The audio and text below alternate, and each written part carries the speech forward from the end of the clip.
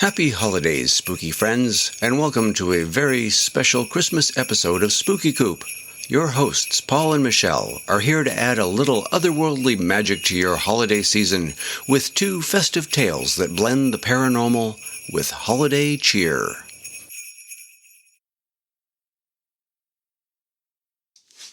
Hi everyone, I'm Paul. And I'm Michelle. And you're in The Spooky Coop.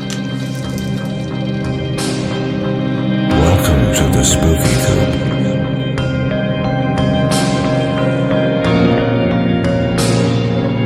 Hope you're not chicken.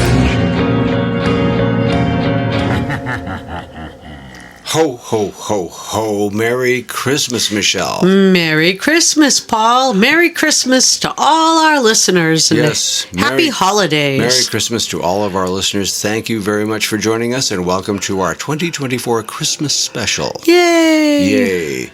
And this year we have two very special stories that we have been saving up for some time now. Yep. And One comes from a listener, and one comes from my personal experience on Christmas.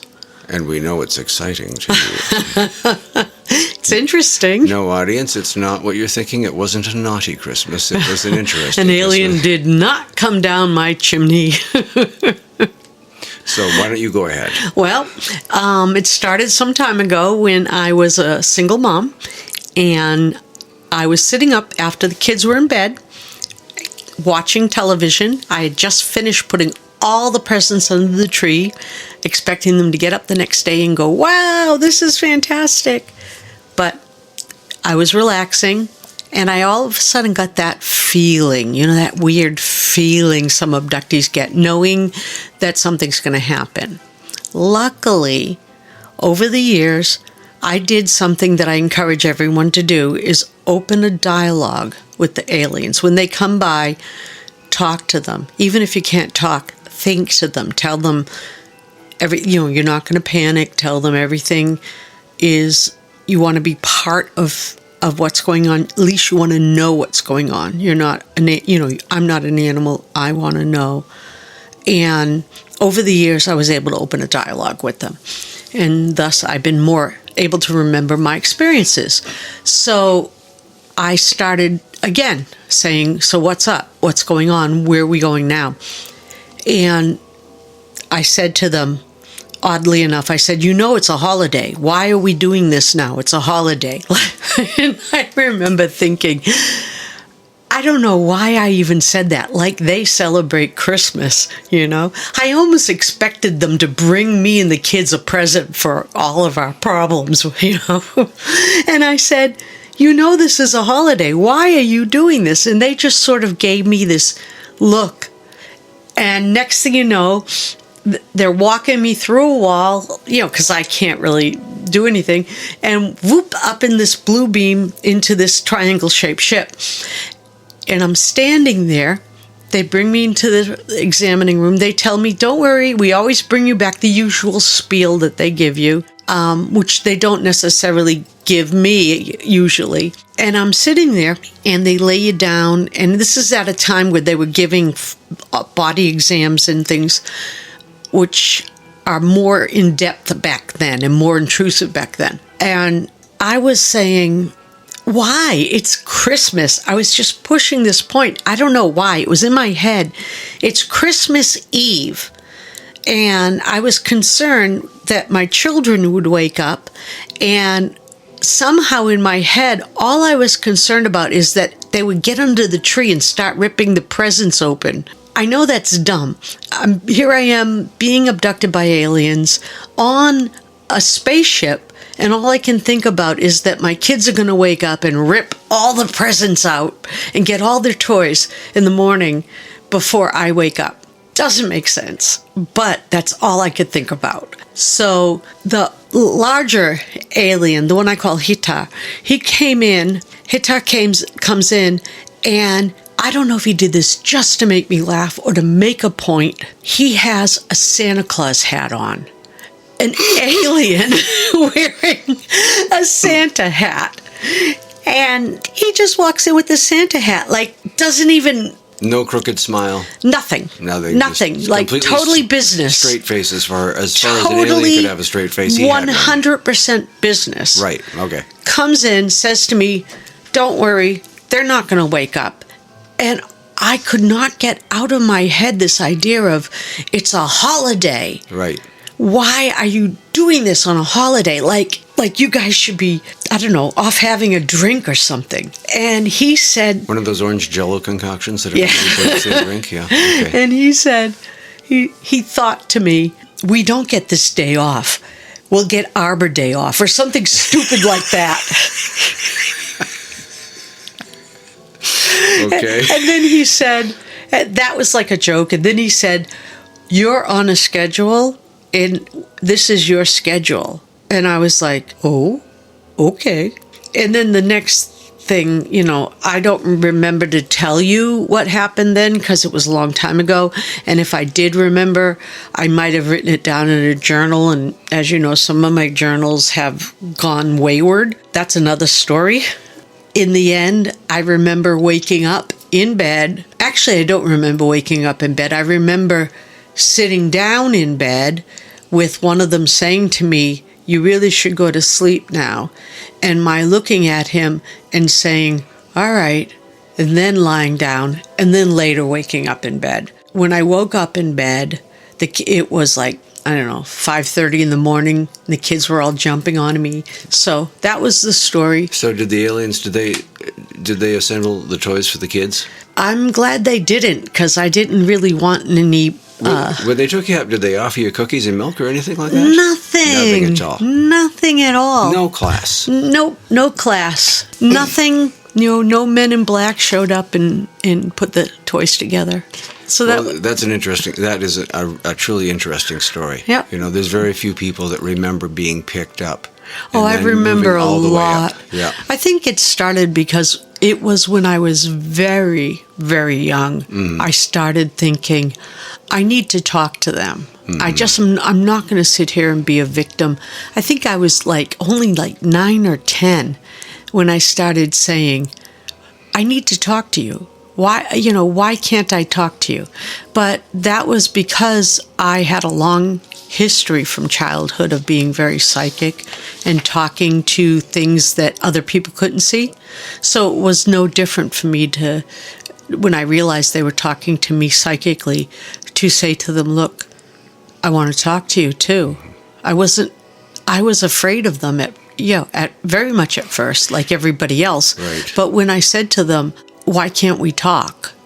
I at least want to know what's going on ahead of time. Like a little kid wants to know if a doctor comes in, they want, like if they're at a doctor's office, they want to know, is the doctor going to give me a shot? Is the doctor what's going to happen? And it's easier for them, even just raising our kids. We always had an easier time with our kids if the doctor was honest and said, today you are going to get a vaccination. After the vaccination, this is going to happen, that's going to happen, or this is how the vaccination works, and explains it to them rather than just coming in and then quickly jabbing them. I think that on Christmas, they should at least have the decency to make one of their ships look like Santa Claus and come down. Do you think that's what's happening in New Jersey right now? I wonder. They're flying around with the green and yellow lights, and maybe come Christmas... They need to project a hologram of reindeer in front of them. Something ultra cool like that, and just right across the sky for everyone to see. We should touch on the drones again at the end of this. Yes, yeah. So you have another story. We have another story. This is from, we call him Dan.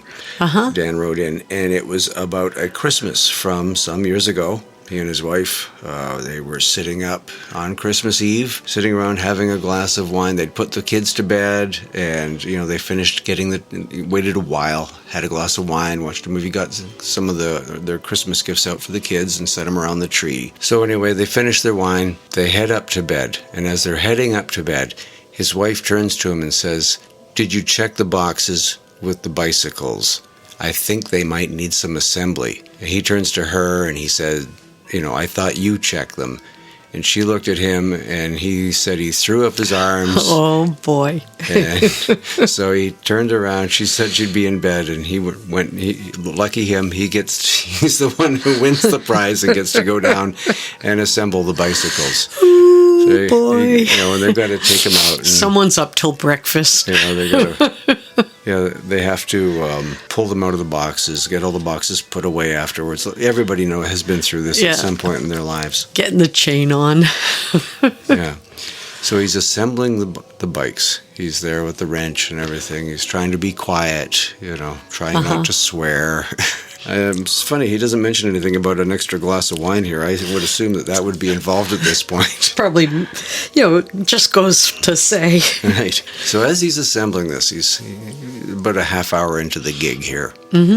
Trying to have the Christmas spirit, thinking about the kids in the morning and how exciting it's going to be for them to come down and see their new bicycles on top of everything else. And he starts to smell something. It smells like cigarette smoke. So he shrugs it off because it's not too strong. And he continues assembling things. And then he hears a noise. And he turns around. He thinks he's going to see his wife or, God forbid, one of the kids who snuck down to see what's going on. Ooh. And there's nothing there. So he continues assembling, and a few minutes later, he notices the cigarette smell is increasing, and it's becoming a little bit troublesome. He's thinking, Nothing's on do we fire. leave a window open or something like that? But it really smells like cigarette smoke, and there was something familiar about it. He couldn't quite put his finger on it. And then he heard a noise, and then he turned around thinking, oh dear, is there a burglar in the house, a Christmas Eve burglar or something like that? And what he sees is his father, who had passed away many years ago when he was 9 years old. Yeah, he said it, and he was so surprised. He got he said he got freaked out afterwards more than he did right at that moment. Yeah, he must have been in shock. He was in shock, and his father, he spoke to him. He said he opened his mouth. And he started to mouth words, and as he did, he heard the words in his head, but in a way, he said, that sounded like a voice, like sound. It was strange. Like he heard his father's voice in his head. Yeah, but it was really like a voice. In a dream, how this is the best I can correlate to it, is that it was like in a dream where you would hear, you believe you're hearing a voice. You're actually enjoying a lucid dream experience. Oh, like a voice that almost wakes you up from a dream? Right. So anyway, he hears his father say, "Merry Christmas, my big, strong boy," something he used to say to him as a child. And then he said, "It makes me happy to see you again for Christmas." Tears welled up in him, in his eyes. He was looking at his father, and his father just disappeared. Wow. He was there for just a brief few moments, said that to him, and then just disappeared. Wow. And he didn't, he was overwhelmed. He didn't know what to do. He had the bikes there. He had to finish assembling. Wow, that's amazing. And he was in shock. And he cried for a while. And then finally he got through the experience, got the bikes to bed, and then went to bed. And he never told anyone. He was afraid of being ridiculed. Yeah. Thought his wife would think he was crazy or be accused of drinking too much wine while he was downstairs. But it was a memory that, it was one of the best Christmas gifts he ever got in his life. Wow. That is a miracle, a Christmas miracle story, if ever there was one. Yeah, that's To amazing. have a relative come back. Not just a relative, his dad. His dad, yeah. Wow. So that was a great story, and we thank Dan for sending that in to us. Thank you very much. That's a great way to pay tribute from a spooky perspective to the wonders and miracles of Christmas. To the wonders and miracles of Christmas. Yeah. Yes, and so we wish all of Dan's family and all of our listeners a very, very Merry Christmas. And any holiday you celebrate. A happy holiday, any holiday that you celebrate. And even if you don't, we wish you a happy day that day. Yes. And may you and your God go with you that and if day. if you are an atheist, may you and your nothing go with you that day. Which is cool too. Yes. And then we will probably see you at the theater on Christmas Day afternoon, where we all celebrate National Jews Go to the Movies Day. That was actually something that a friend of mine who was Jewish told me years ago. Yeah, he told us. Yeah, she.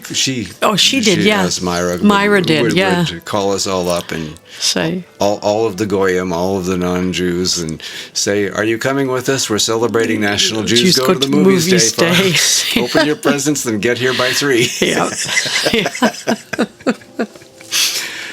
So, anything else you'd like to tell the audience before we sign off for the Christmas holidays? Well, I thought we'd do a quick update on the the New Jersey drones. Yes. Yep, they shut down Walter Reed Air Base for a little while because of the drones over them. And again, they're saying nothing to see here, folks. Yes, and they've sealed up. They've cut drone traffic. They've made it illegal to fly drones except where they are specifically authorized in a section of New Jersey at this point. In several sections of New Jersey. Several sections, yes. So what we're looking for is more quote unquote drones to show up in that area. And we're looking for somebody somewhere, in some media, to show something other than what are obviously drones, because there are some that don't look like drones at all. And they're going out of their way now. The mainstream media is going out of their way to pick videos that are obviously drones and saying this is what they're seeing, when people are out there on the internet saying this is not what we're seeing.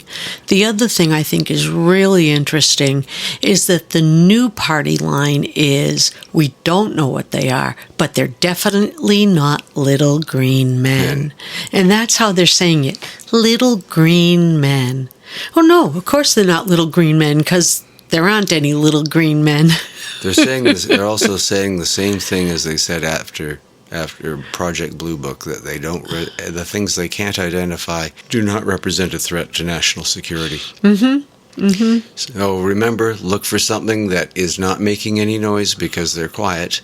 Yeah, now we did learn over the last week that there are some drones that are just about silent. Those are what is it called? Ionic propulsion test. They're in development. Yep. They have a much shorter lifespan. They can be very quiet, but you're still going to hear whirring sounds and the sound of them as they travel through the wind. Yeah, because they do make the propellers have to spin. So they do make a wind thing. Yeah, and they can't stay. Those particular models, apparently, they have a much shorter air. They cannot stay up in the air as long as some of these other drones, like 2 to 4 hours at a time or longer. And there's one more thing about the drone thing. Now I've seen 3 official reports from drone operators who are working for police forces. And of course the bigger government hasn't come out and said, oh yeah. Of drone operators who have said, sorry, that's Austin. Jingle bells. Jingle bells, jingle bells. My lab is scratching his collar. Good timing, Austin. Good timing, Austin. Yeah. 3 of them now have reported that when their drones are in the air and see one of these and come towards it, it flies towards them, gets to a certain point, flies away, flies towards them, flies away like it's playing chicken. Taunting them. In one account, when it flew very close, it made a 180 degrees turn around them. It went boom, like a circle around them, flew away, and then blacked out and disappeared. The interesting thing, I don't know if I said it in the last one, is that when they disappear, they don't just go black, they're gone. If you put a spotlight on the area, you don't see them. They're gone. Which I guess is another Christmas miracle. And I did find that article about a law enforcement officer who called police. He was from a different law enforcement agency, called the police out because he saw 50 drones appear over the ocean and head inland. That article is still out there. It's still available. I have been very tempted to create a special web page on our website with all these links to these things. That might be an idea we'll entertain. But you can find things out there about events that don't really make sense. They still are there. And it really does look like, they don't want everybody to know, We don't want to get into any of those conspiratorial things, but what we do want to explore is that within this, there is an element that appears to be very alien and spooky. Hey, and we love spooky. Hey, I have something as a last thought that'll tie all this together to Christmas. Awesome. Yeah. All you have to do, and I encourage our viewers to do this, okay? Actually, they're listeners. They're not viewers. Oh, well, they can view this as listeners. Okay. All right. Go on YouTube and look up drone shows for Christmas. They are the most amazing things you've ever seen. Yes, there's going to be a huge one in New York, isn't there? They're going to have like 1,100 drones all act in concert. They're Wouldn't that be cool? Computer programmed. That would be awesome. But they have some already that have been done. Absolutely amazing. They are spectacular. Yeah, they have all these drones that are timed perfectly. Absolutely amazing. Amazing light show. You won't believe it. Go look at it. Google it. Go look on YouTube. And they'll probably broadcast that and look somewhere, at it, we hope, look for at the it, New York show. Yeah, for the live New York show. But look at the ones that have been done in the past. Look at them before Christmas so that when your family comes over and they start talking politics or being really annoying, sit them all down on the couch. Tell them you're going to play, I don't know, Die Hard or something, and then lie and put this on, and they'll all be so amazed there won't be a voice. I like Die Hard. Yeah, That's a wonderful Christmas movie. Yeah, but see, only half the people like Die Hard. I know, all the men. Yes, I know. So you don't have to. Yes, those are the ones that are usually arguing. Die Hard and Grandma fans. So you put the movie. Put on the drone movie. Put on the drones. They're usually like 20 minutes to a half hour. Line them up. Nobody's going to move. They're just going to sit there and go, "Oh wow, how do they do that?" So that's my advice. Everybody have a wonderful, wonderful Christmas. Take care. We will be here. Ho, ho, ho. And we'll see you before the new year. Yeah, jingle those bells, people. So, until next time. When we see you. When we see you after the bells ring and the reindeer dance You know over what he's your thinking rooftops. of. Reindeer dances over your rooftop. Isn't that a UPI? Until next time. And IPU? IPA. I mixed it up last time. I said IAP instead of UAP. Or I said UAP, but then I said IAP instead of IPA, which is an India Pale Ale when I was talking about beer. If you get... Never mind. Doesn't matter. Until next time, when we see all of you, have a Merry Christmas. Next time... When we see our flock. Because chickens come in flocks, don't they? We're never going to end this, you know that. Yeah. Eggs come in dozens. I'm going to have to cut all this out. Ready? No, don't cut it. I have to. When we see you. Until next time, when we see you in the